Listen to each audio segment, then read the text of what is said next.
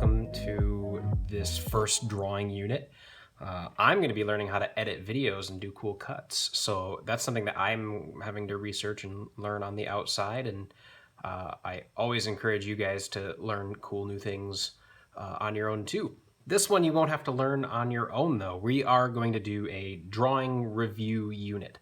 I want to make sure that we all have at least a decent foundation in drawing, because in design, that's where all of our ideas start. SketchUp is a useful tool for kind of sketching in 3 dimensions, but even before you get that far, it's very nice to be able to get that stuff down on paper. And so there are 3 different types of drawing techniques that I want to review with you. There's way more types of drawing techniques than this. There are also lots of different names for these types of drawing, this approach to drawing, these approaches to drawings. So when you get to a professional college class someday and are learning design drawing, they might call it something else. But the 3 approaches that I want to go over with you over the next couple of days are geometric shape construction, design drawing, and isometric drawing. Isometric drawing is another type of design drawing, but the one I'm going to start with is the geometric shape construction. And this is the method that I taught when I taught art in middle school. It's a technique and a tool that you can use to draw anything. You can draw the things sitting in front of you, your little brother sitting still, draw him. You can draw superheroes using this technique. You can invent things that don't yet exist in your head, but you can close your eyes and picture them. You can use the geometric shape construction technique to get that idea out on paper. So the only thing that you're going to need is a regular number 2 pencil. Doesn't have to be number 2, just a regular pencil. It's handy to have an eraser. This is just one I found laying around the wood shop, and I sharpened it, and a regular piece of paper. What you decide to draw is gonna be up to you. A good thing to start with is like a little toy. I found this laying around the wood shop too. It's a little transparent ghost dude. It's a Ghostbuster toy that my son is enjoying playing with, and I found it out here in the wood shop, and I thought I would give that a shot.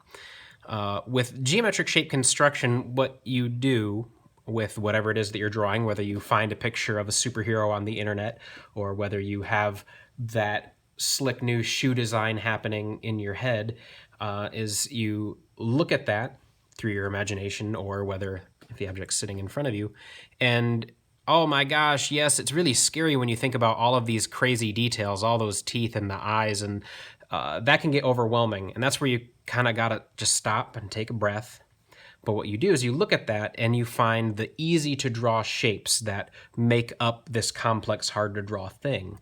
So on this ghost, what I see is kind of a circle tail area. Yeah, it's a spiral, but I think the shape that I want to focus on is that circle. I also see kind of an oval body. I see like a D kind of over on its side for his teeth and mouth, 2 little circles for eyes, and maybe some banana shapes and other weird bean-looking shapes for the other body parts. You've got to take what you're looking at and simplify it into easier to draw shapes, because otherwise trying to draw those little details can shut you down. It can make your brain go, no, I give up. I'm gonna make sure my paper's centered. There we go. I wanna make sure you can see it. So I've got my little ghost here. Maybe I'll zoom in and make that bigger so I can see it and you can see it better as well. But there are a couple of keys to doing the geometric shape construction of a drawing, and one of those things is to draw softly. You cannot push hard when you just start the drawing. When you push hard starting the drawing, if you mess up, it gets really hard to fix it, to hide it, to clear it away. So I'm going to draw very softly those easy shapes that I identified. This is the time where you'd stop and ask yourself, oh, is it the right size? Is it in the right spot? Is it the right Did I draw it in the right spot? No, none of the lines that I've drawn here, I don't know if they're right. I don't know if they're in the right spot yet. But I have to put something down on the paper so that I can check it. So that I can say, oh, did I do it right? He's got a little nose in the middle there. Yeah, I'll cut my letter D in half here for where the teeth come together. And yeah, he's got a little hand here that I can barely see. I'm just going to kind of mark that. And yeah, this guy, I mean, he has all these circles and ovals and things are connected, but I don't start drawing that yet because I want to make sure that they're in the right spot before I move them around.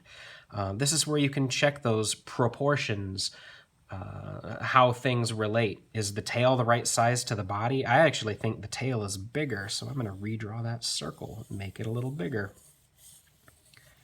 before it's too late.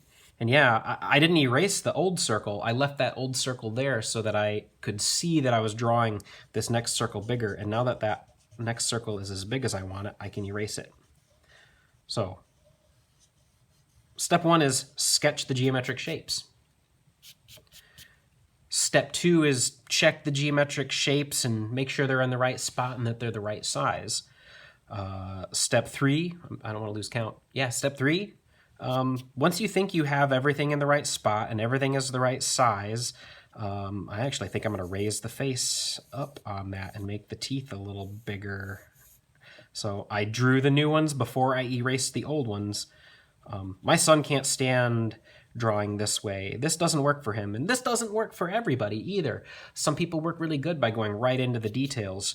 I have found that 98% of people should probably draw this way because doing the details, man, that can cause some problems, jumping right into the details, and you don't realize the problems until way later.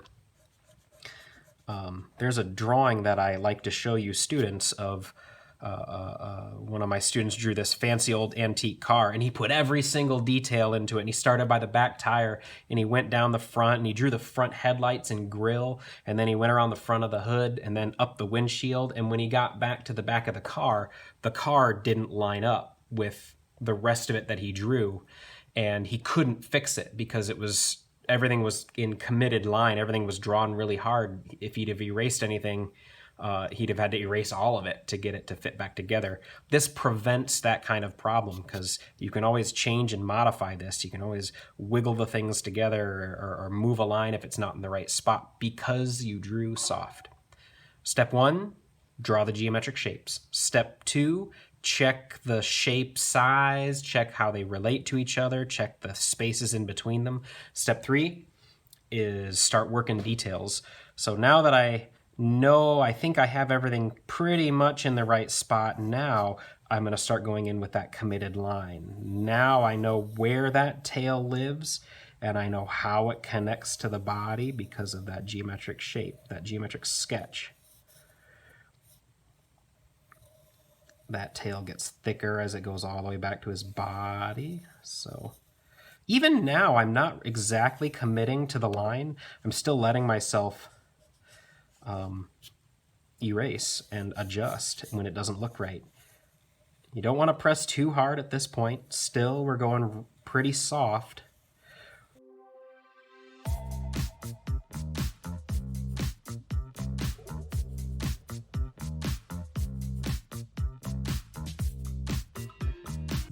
So when you're shading, let's review. Step 1, sketch the geometric shapes. Sketch lightly. Step 2, refine, fix, modify, change those geometric shapes.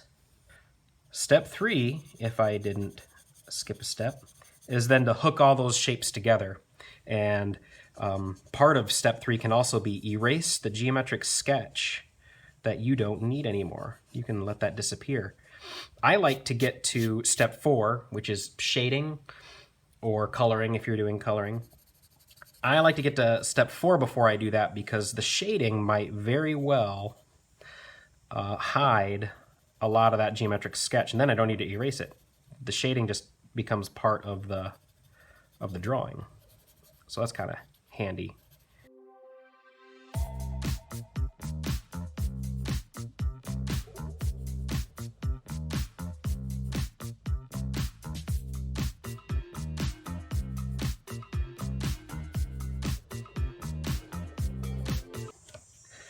All right, this drawing is just about creepy enough that I think I might be wrapping up. Now, you know, of course I could continue to polish this. It's a lump of clay on the paper. I can shade, I can fix, I can erase.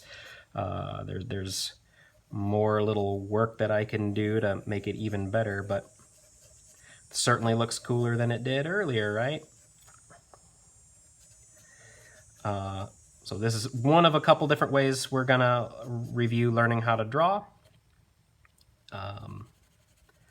That's long enough for now, I think. Have a good day. Good luck on this drawing assignment. Details will be posted on Google Classroom. Make sure that you go make something cool. All right?